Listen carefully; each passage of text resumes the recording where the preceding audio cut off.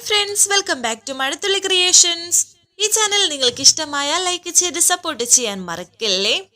അവന്തിക പിടിക്കപ്പെട്ട് കഴിഞ്ഞു. ഇനി അവസാനമായി അവന്തികയുടെ മനസ്സിലുള്ളത് മറ്റൊരു നാടകം. എന്റെ നന്ദേട്ടൻ ഉണ്ടായിരുന്നെങ്കിൽ, നന്ദേട്ടന് ഇപ്പോൾ എണീറ്റ് വരാൻ സാധിച്ചിരുന്നെങ്കിൽ നന്ദേട്ടൻ എന്നെ രക്ഷിച്ചേനെ എന്ന് എല്ലാവരുടെയും മുന്നിൽ പറഞ്ഞു നിൽക്കുകയായിരുന്നു അവന്തിക. ആ സമയത്താണ് കൈയടിച്ചുകൊണ്ട് നന്ദൻ അവിടേക്ക് വന്നത്. നന്ദനെ അങ്ങനെ ഒരു രീതിയിൽ കണ്ടപ്പോൾ തന്നെ എല്ലാവരും ഞെട്ടി നിൽക്കുന്നു. കാരണം ഇത്രയും നാള് ബെഡിൽ എണീക്കാൻ പോലും വയ്യാതെ കിടന്ന ആളായിരുന്നു നന്ദൻ. ഏറ്റവും കൂടുതൽ ഞെട്ടൽ അവന്തികയ്ക്ക് തന്നെ. എന്നാൽ നന്ദൻ ഇങ്ങനെ എഴുന്നേറ്റ് വന്നതിൽ ഏറ്റവും കൂടുതൽ സന്തോഷിക്കുന്നത് സേതുമാധവൻ. വന്നപാടെ നന്ദൻ പറയുന്നുണ്ട്, ബാക്കി കഥ ഞാൻ പറയാം. ഞാൻ എഴുന്നേറ്റ് വന്നാൽ നിന്നെ സംരക്ഷിക്കുമെന്ന് നീ പറഞ്ഞില്ലേ, അതുകൊണ്ട് നിന്നെ സംരക്ഷിക്കാൻ എഴുന്നേറ്റ് വന്നതാണ് ഞാൻ. എന്റെ അസുഖം മാറിയിട്ട് കുറെ ദിവസമായി. പക്ഷേ എന്റെ ഭാര്യയുടെ യഥാർത്ഥ മുഖം തെളിവുകൾ സഹിതം എന്റെ അച്ഛന്റെയും ബാക്കിയുള്ളവരുടെ മുന്നിൽ നിരത്താൻ വേണ്ടി വയ്യാത്തവനായി ഞാൻ അഭിനയിക്കുകയായിരുന്നു. നന്ദേട്ടായി അവന്തിക വിളിക്കുമ്പോൾ അവന്തികയുടെ അടുത്തേക്ക് വന്ന് നന്ദൻ പറയുന്നുണ്ട്, ഉഗ്രവിഷമുള്ള പാമ്പാണ് ഇവൾ. ഒരേ ഒരു അടിക്കുള്ള അവസരം എനിക്ക് വേണം. ആ അടിയിൽ ഇവളുടെ പത്തി അടിച്ച് ചതയ്ക്കണമെന്ന് എനിക്ക് നിർബന്ധമുണ്ടായിരുന്നു. അച്ഛൻ അറിയോ, 7 വർഷം അച്ഛന്റെ ഈ മകൻ എവിടേക്കും ഒളിച്ചോടി പോയതല്ല, സ്വന്തം ഭാര്യയായ ഇവളെന്നെ പൂട്ടിയിട്ടതാണ്. ഇത് കേട്ട് ഞെട്ടി നിൽക്കുകയാണ് സേതുമാധവൻ. അങ്ങനെ നന്ദൻ അനുഭവിക്കേണ്ടി വന്ന എല്ലാ കാര്യങ്ങളും അച്ഛനോട് പറയുകയാണ് നന്ദൻ. അന്ന് അവന്തിക നന്ദനെ ഉപദ്രവിച്ചതെല്ലാം, ഒരു ഭർത്താവാണ് എന്ന് പോലും നോക്കാതെ ക്രൂരമായി മർദ്ദിച്ച കാര്യങ്ങൾ, ഇപ്പോ ഇവരുടെ തനിനിറം അച്ഛന് മനസ്സിലായില്ലേ. അർച്ചന അവന്തികയോട് പറയുന്നു, ഞാൻ സച്ചിയേട്ടനെയും ഈ വീടിനെയും എല്ലാവരെയും ഉപേക്ഷിച്ചു പോയപ്പോ ഏട്ടത്തി എന്താ വിചാരിച്ചത്? എന്നേക്കുമായി ഞാൻ ഈ വീട് വിട്ടു പോയതാണെന്നോ? ഒരിക്കലുമല്ല. ഈ വീടിനെയും ഇവിടെയുള്ളവരെയും നിങ്ങളിൽ നിന്ന് രക്ഷിക്കാനുള്ള തെളിവ് തേടി പോയതാണ് ഞാൻ. ഇപ്പോ ഇവിടെ നടന്ന എല്ലാ സംഭവങ്ങൾക്ക് പിന്നിലും നിങ്ങളാണെന്നുള്ള തെളിവ് ഞങ്ങളുടെ കയ്യിലുണ്ട്. അച്ഛാ, എന്റെ കുഞ്ഞിന് ജാതകദോഷമുണ്ടെന്ന് അവരെ ആ ജോത്സ്യനെ കൊണ്ട് മനഃപൂർവ്വം പറയിപ്പിച്ചതാണ് ഈ ഏട്ടത്തി. അവർ രണ്ടുപേരും ചേർന്ന് അച്ഛനെ ട്രാപ്പിലാക്കുമായിരുന്നു. സച്ചി പറയുന്നു, അച്ഛാ, അത് മാത്രമല്ല, നമ്മുടെ ഫാക്ടറിയിൽ നടന്ന തീപിടുത്തത്തിന് പിന്നിലും ഇവരായിരുന്നു. ആ മാനേജറെ ഉപയോഗിച്ച് മനഃപൂർവ്വം ലൈസൻസ് പുതുക്കാതിരുന്നതും ഇവരാണ്. അങ്ങനെ അച്ഛനെ ജയിലിൽ അടയ്ക്കാമെന്ന് ഇവർ കരുതി. സ്നേഹയുടെ പ്രഗ്നൻസി എങ്ങനെയാണ് ഇല്ലാതായത് എന്നാണ് നിങ്ങൾ വിചാരിച്ചത്? ആരും അറിയാതെ മാംഗോ ജ്യൂസിൽ വിഷം കലർത്തിയതും ഇവരാണ്. ഇത് കേട്ട് ഞെട്ടി നിൽക്കുകയാണ് സ്നേഹ. ആതിര പറയുന്നു, കഴിഞ്ഞ ദിവസം അച്ചുചേച്ചി പറഞ്ഞിട്ട് ഞാൻ അവന്തികയുടെ മുറി പരിശോധിച്ചു. അന്ന് ആ ജ്യൂസിൽ ചേർത്ത വിഷത്തിന്റെ ബാക്കി എനിക്ക് ആ മുറിയിൽ നിന്ന് കിട്ടി. ഇത് കേട്ട് കരയുകയാണ് സ്നേഹ. സ്നേഹ നേരെ അവന്തികയുടെ അരികിലേക്ക് വന്നു. എന്റെ കുഞ്ഞിനെ നിങ്ങൾ ഇല്ലാതാക്കിയല്ലേ, നിങ്ങളെ ഞാൻ വെച്ചേക്കില്ല എന്ന് പറഞ്ഞിട്ട് ധനുഷെ നമ്മുടെ കുഞ്ഞിനെ ഇല്ലാതാക്കിയ ഇവരെ കൊന്നുകളയണം എന്ന് പറഞ്ഞ് അവന്തികയുടെ കഴുത്തിന് പിടിക്കുകയാണ് സ്നേഹ. വേണ്ടെന്ന് പറഞ്ഞ എല്ലാവരും സ്നേഹയെ തടയുന്നു. ധനുഷ് പറയുന്നു, മതി, നമ്മുടെ കുഞ്ഞിനെ അത്രയും ആയുസുള്ളെന്ന് കരുതിയാ മതി.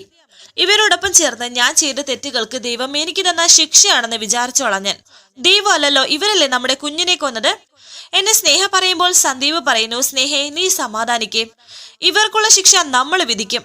അർച്ചന പറയുന്നു, തീർന്നിട്ടില്ല, ഇവര് കാരണം നമ്മുടെ ഒരു കമ്പനി നശിച്ചു. പിന്നെ നന്ദേട്ടനോടുള്ള കടങ്ങൾ തീർക്കുന്നതിന്റെ കഷ്ടപ്പാട് ഇവർ ഘോരഘോരം പ്രസംഗിച്ചല്ലോ.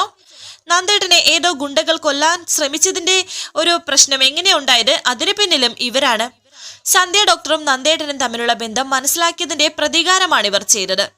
അങ്ങനെ ആ കാര്യവും അർച്ചന എല്ലാവരോടും പറയുന്നു. നന്ദൻ അവന്തികയോട് പറയുന്നു, നിന്റെ മുഖമടച്ച് 4 തല്ല് തല്ലി നിന്നെ ഇവിടുന്ന് പുറത്തെറിയേണ്ടതാണ്. പക്ഷേ ഞാനത് ചെയ്യുന്നില്ല. ഇറങ്ങിപ്പോകാനുള്ള അവസരം ഇപ്പോഴും നിനക്ക് തന്നെ തരുകയാണ് ഞാൻ. സേതു അവന്തികയുടെ അരികിലേക്ക് വന്ന് പറയുന്നു, വേണ്ട, ഇറങ്ങിപ്പോകാൻ ഇവളെ അനുവദിക്കരുത്. ഈ വീട്ടിൽ നിന്ന് ഇവളെ ഓടിച്ചിറക്കി തന്നെ വിടണം. വളരെ ദേഷ്യത്തോടെയാണ് അദ്ദേഹം അത് പറയുന്നത്. എന്റെ കുടുംബം തകർക്കാൻ കയറി വന്ന യക്ഷിയായിരുന്നു നീ അല്ലേ? എന്തിനായിരുന്നു അത്? ഞാൻ നിന്നോട് എന്ത് തെറ്റ് ചെയ്തു? നീ ഈ കുടുംബത്തോട് ചെയ്ത ചതിക്കുന്നതിനക്ക് മാപ്പില്ല. അർച്ചനയും സച്ചിയും വരാൻ അല്പം കൂടി വൈകിയിരുന്നെങ്കിൽ നിന്നെ ഞാൻ കമ്പനിയുടെ ചെയർപേഴ്സൺ സ്ഥാനത്തേക്ക് നിയമിച്ചേനെ. അത് തന്നെയായിരുന്നു ഇവരുടെ ലക്ഷ്യവും.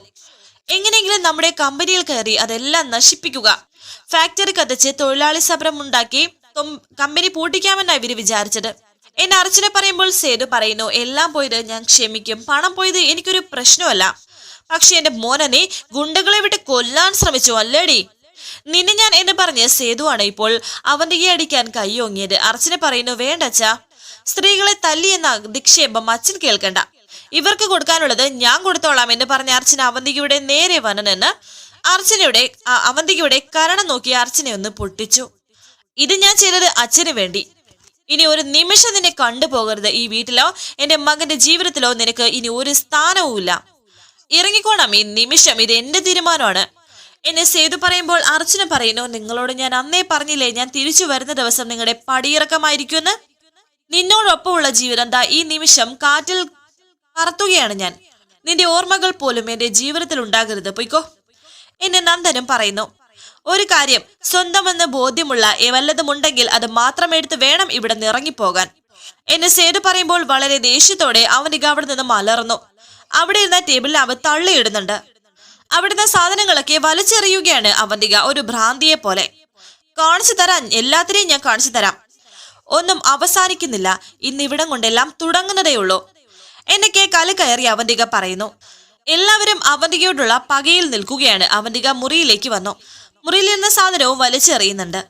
അവന്തിക ബാഗ് എടുത്ത് തന്റെ ഡ്രസ്സുകളെല്ലാം ബാഗിൽ പാക്ക് ചെയ്യുന്നു. അതും വളരെ ദേഷ്യത്തോടെ തന്നെയാണ്.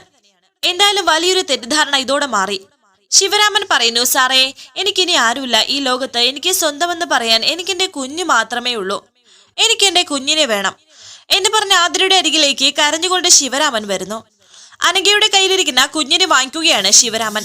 ആതിര കുഞ്ഞ് പ്രസവിച്ചത് ഈ കുഞ്ഞിനെയാണ് എന്ന് ശിവരാമൻ പറയുന്നുണ്ട്. കുഞ്ഞിനെ ഇങ്ങ് തന്നെ എന്ന് പറഞ്ഞ് അർച്ചന കുഞ്ഞിനെ വാങ്ങി. ഇങ്ങ് താ എടുത്തി എന്ന് പറഞ്ഞ് അനഘ കുഞ്ഞിനെ വാങ്ങിപ്പോയി. ശിവരാമനോട് ദേഷ്യത്തോടെ സച്ചി പറയുന്നു, ശിവരാമ, ഇത്രയും നാൾ ഈ കുഞ്ഞിനെ വളർത്തിയത് സന്ദീപും ആതിരയുമാണ്. ആ കുഞ്ഞിന്റെ പേരിലാ ഇത് നിങ്ങളിപ്പോൾ അവകാശം പറഞ്ഞിരിക്കുന്നത്. പക്ഷേ നിയമത്തിന് മുന്നിൽ ഞങ്ങൾ ദത്തെടുത്ത ഞങ്ങളുടെ കുഞ്ഞ് ഇതാണ്. ശിവരാമൻ പറയുന്നു, അങ്ങനെ പറയരുതേ സാറേ, എന്റെ കുഞ്ഞിനെ കൊണ്ട് ഞാൻ ഇവിടുന്ന് പോവും. നിങ്ങൾ ചെയ്ത പ്രവൃത്തി വെച്ച് നോക്കിയാൽ ഈ കുഞ്ഞ് നിങ്ങളുടെ കുഞ്ഞാണെങ്കിൽ തന്നെ എങ്ങനെ നിങ്ങൾക്ക് കുഞ്ഞിനെ തിരിച്ചു തരും? അവന്തികേച്ചിയുടെ വാക്ക് കേട്ട് ഒരു കുഞ്ഞിനെ കൊല്ലാൻ കൂട്ടുനിന്ന ആളല്ലേ നിങ്ങള്?